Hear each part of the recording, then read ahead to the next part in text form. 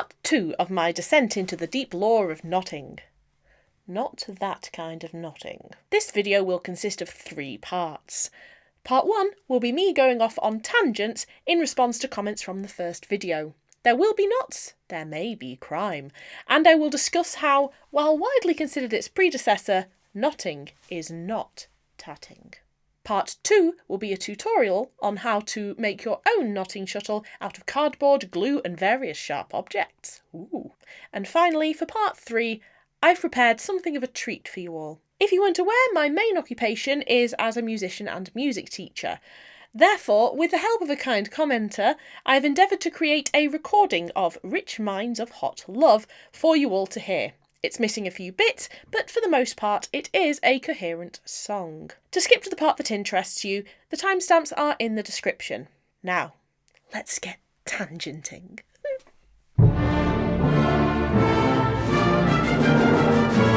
Firstly, I will address the confusion between knotting and tatting. Cary Karp, in this, link down in the description, it's a very interesting read, shows that the first visual evidence for tatting was in 1790 in a painting of Elizabeth de Haan. Knotting, however, appeared to gain popularity in the 1690s, a 100-year head start.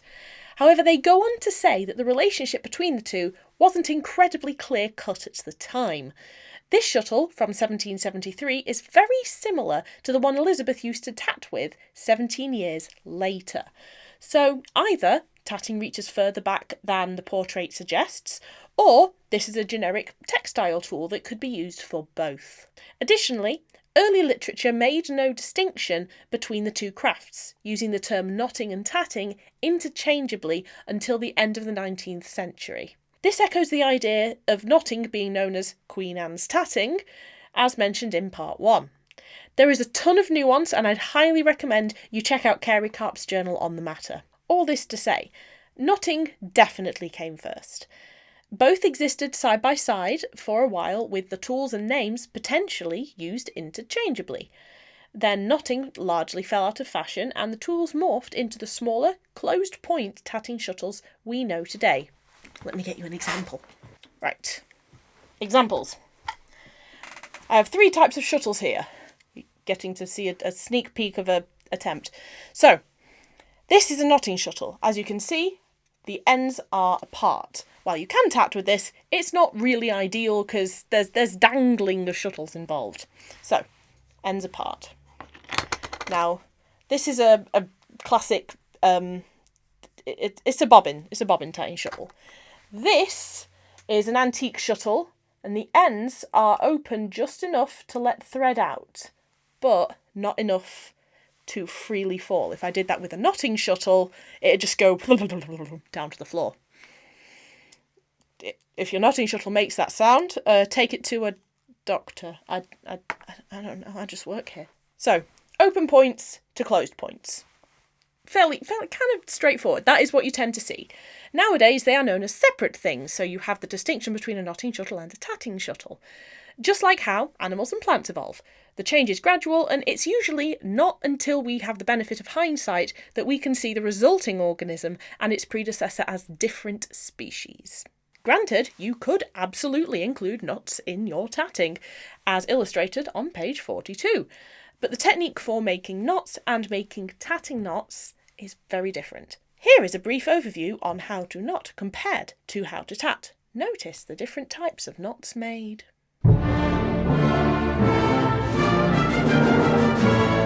Right, tatting versus knotting. It's widely believed this evolved from this. I'll give you a short demo of knotting and then a short demo of tatting. Starting out by pinching your work. There are 3 triple knots on here already because that's how many times I've already tried to film this. Pinch, bring it around, plop. Right, you make a knot, right? And then you make another knot. That's kind of the idea. Ooh, little tip here, that's what this is for. If you are struggling to get hold of bob ease or are very clumsy like me and end up losing them all, these are the things that you put your hair in to curl them that don't work great well. You know what they do work great well for? You just the little bobbins. You can put your work on there.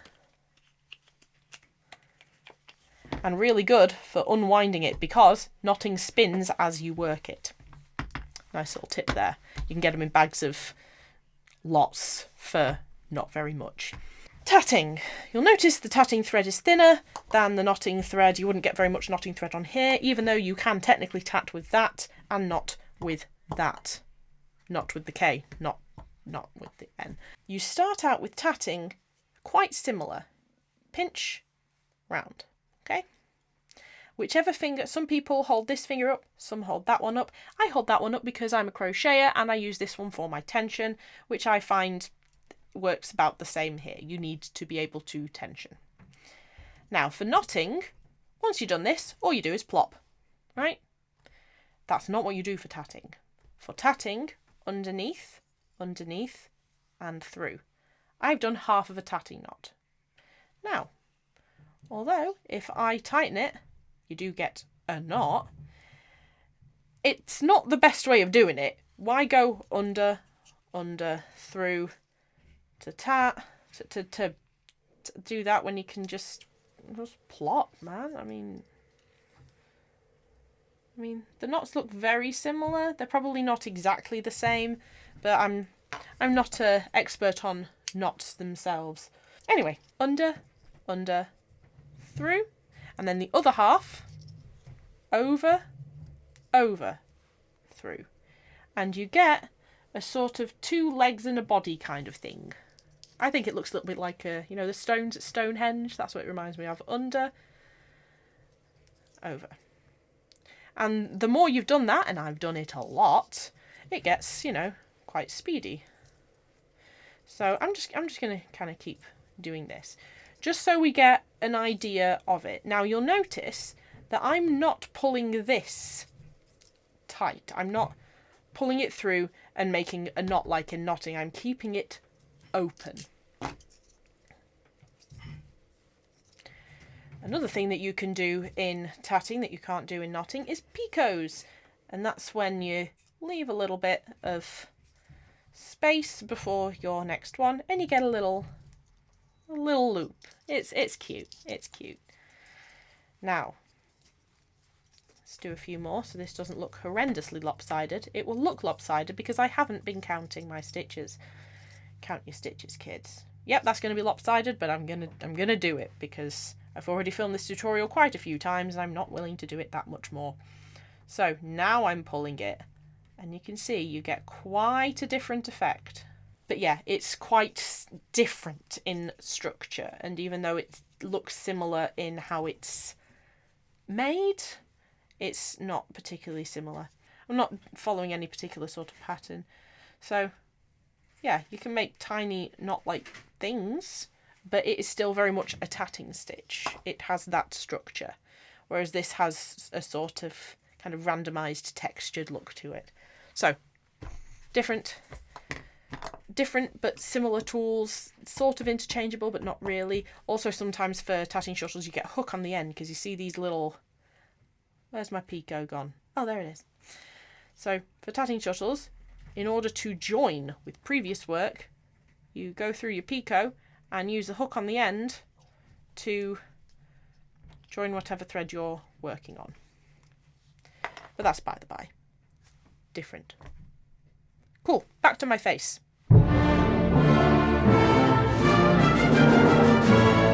Now, whenever I've referred to knotting, I am talking about the craft as it existed in Europe from the end of the 17th century onwards. I mentioned briefly about string work embroidery arriving in the Netherlands from China, so it's incredibly likely that people may have used very similar tools. Besides, there's only so many ways you can tie knots in a string. I'm not aware of what it would have been called or any significant cultural impact from it, but I would love to know if anyone who is familiar with Chinese history would, tell me about it, because it definitely existed beforehand. We didn't invent it. Tell me things. I like to know things. From what I can find, the way the Chinese used knots in this time period was largely more complex decorational knots, many of which hold a specific meaning. The pictures that I found, let me just grab it. I've had this since I was 8 from a school trip, and it's just my little lucky charm. It's been glued together so many times. But yeah, that sort of knot I believe. This is my lucky little dangly guy. He just hangs out. He's cool. Ancient China and the indigenous people of South America, including the Incas, had another type of knotted thread in common, though. They likely wouldn't have used a shuttle to create them, but they're simply too cool that I can't not mention it. I am talking about record keeping, the most rock and roll type of admin work. Excellent! God, that was cringe. In about 400 BCE, I'm going to look up how to pronounce that. A few moments later. In about 400 BCE, now, let me try and get this right. If I don't, I'm very, very sorry. Dao De Jing. I think. A classic Chinese text and foundational work of Taoism, it states, "Let the people again knot cords and use them in place of writing." And then another Chinese text, just over 150 years later, describes, "In the highest antiquity, government was carried on successfully by the use of knotted cords to preserve the memory of things." This implies that they had already moved on from knots. However, by 400 BCE, the year the above was written, a similar method of record keeping had already been happening in South America for over 2,000 years and was set to continue for the next 1,200. The quipu was a system of knots where the colour of cord, order of knots, and number would convey information. It was largely used for administrative purposes. Rock and roll. My God, I'm so boring. Censuses and the like. The quipus mainly recorded numeric information in base 10. These really need a deep dive of their own by someone far more qualified than me to speak on them. But I can say with tentative certainty that while you could not play Doom on a quipu, you could definitely code it.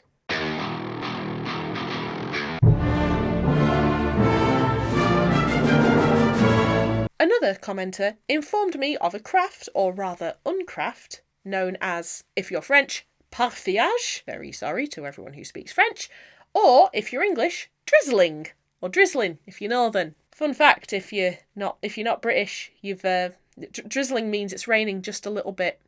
It's like one step up from spitting, which is like tiny bit of rain, and then you got drizzling, and then you got rain. Anyway, what would you say if I told you that a French duke was once set upon by rabid ladies with scissors and had his coat sharply relieved of all the gold trimmings which were then stolen by said ladies? You might say, "Oh, poor starving ladies trying to feed their families." No. They were upper-class ladies, obsessed with picking gold thread from things, and the duke's coat, lousy with it. They didn't need the money. They weren't going to sell it. They just wanted to unpick it. R.I.P. French aristocratic ladies. You would have loved picky pads. For more reading on the subject, which I highly recommend because it's a wild ride, check out the link in the description for an expertly written article where I found this information. I now have a couple of apologies to make. Firstly, for my poor pronunciation of Persil. I do hope you'll forgive me. In all fairness, Persil is a laundry detergent, so you can probably see why I said it a different way. Same reason why a lot of science teachers call it Uranus, not Uranus. Persil, Uranus. Anyway, I'd also like to apologise to Samuel Johnson for being catty about his lack of knotting skills. It has come to my attention that he was a doting cat dad, therefore walking green flag. And being servant to 2 bundles of love and purrs and 1 feline-adjacent eldritch horror, I can respect that very much. He would go out and buy oysters for one of his cats, Hodge, as a treat, and the statue of the kitty in question exists to this day, proclaiming a very fine cat indeed. You're all right, Samuel. Sam, can I call you Sam? I can't call you Sam. You're dead. I mean, I could call you Sam. What are you going to do? Now, on to part 2 for a tutorial on how to make your own knotting shuttle.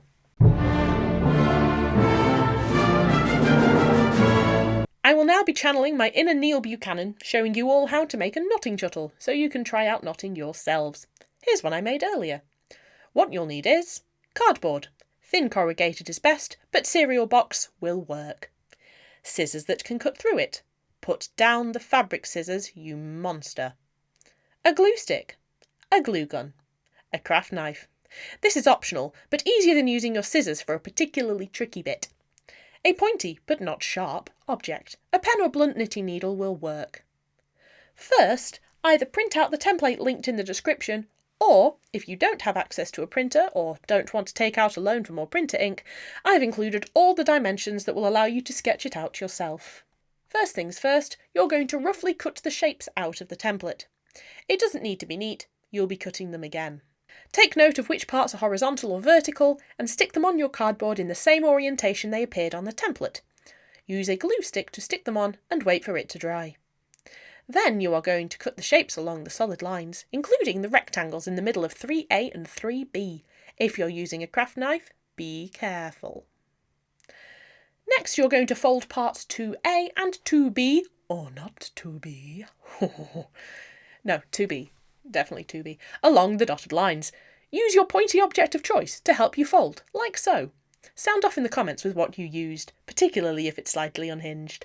Then you're going to hot glue them together. If your cardboard is on the thinner, weaker side, glue shape 4 between them as though you're making an incredibly disappointing sandwich. Then you're going to hot glue 1A to 3A and 1B to 3B. Don't worry if you mix the letters up, they're the same. Or are they? Ooh. They are. Then you're going to take the disappointing sandwich and check that it fits. Depending on your cardboard thickness, you may need to trim a little off the edges, so check for fit before gluing. And there you have it, one borderline acceptable knotting shuttle. If you're particularly artsy, you could customise the template pieces by drawing cute designs or using patterned paper.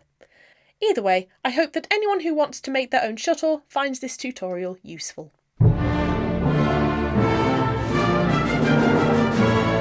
Now, the part that nobody asked for but I felt an uncontrollable need to do. We're all going to listen to a song today that hasn't been heard potentially in hundreds of years. Unfortunately, it's me who's going to be singing it. I transcribed the song, never had to do it for music this old, so it was a bit of a wild ride. I've transcribed it to the best of my ability and taken the liberty of recording it and using sounds of some of the instruments of the time that it might have been played on, as well as taking an educated guess on what chords should be playing so we could have a lute. Love me a good lute. I love 'em. I just love them. I transposed it to a key that's nicer for me to sing to, but the scanned-in sheet music is for the original key. If you want to have a go at it yourself, I've transcribed it by hand. I'm old-fashioned that way, and you can download it down in the description. Enjoy. As we know, not all of the lyrics were legible. With the help of a very kind commenter and a lot of zooming in, we have figured out what most of the lyrics were. As for the missing ones, well, you'll see. Take it away, other me! Rich minds of hot love are rooted here. Flashes of flames in my eyes appear when swift as the sun to the arms of Thetis I run, I run, I run, I run, I run, I run, I run.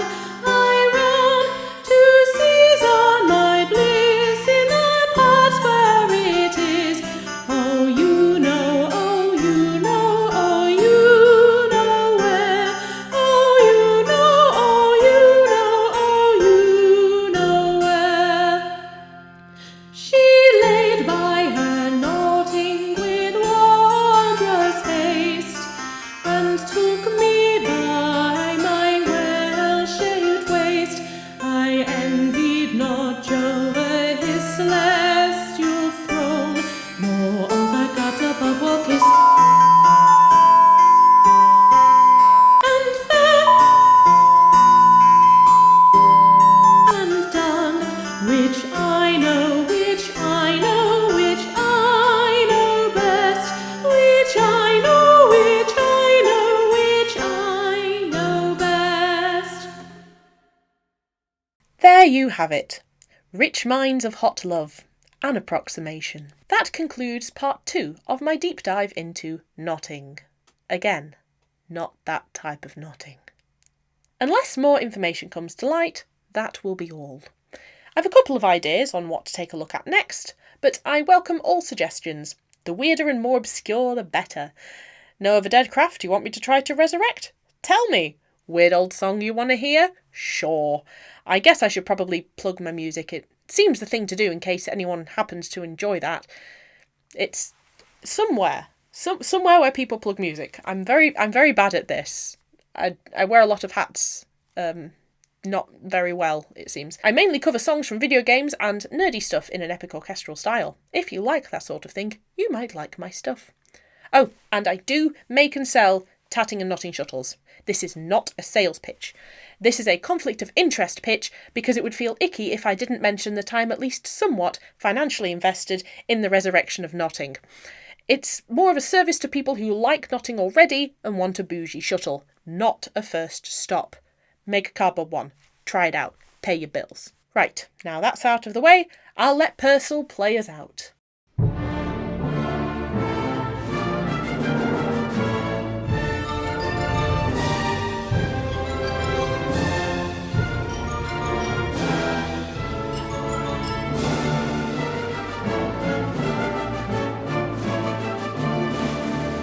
Now, on to part 2.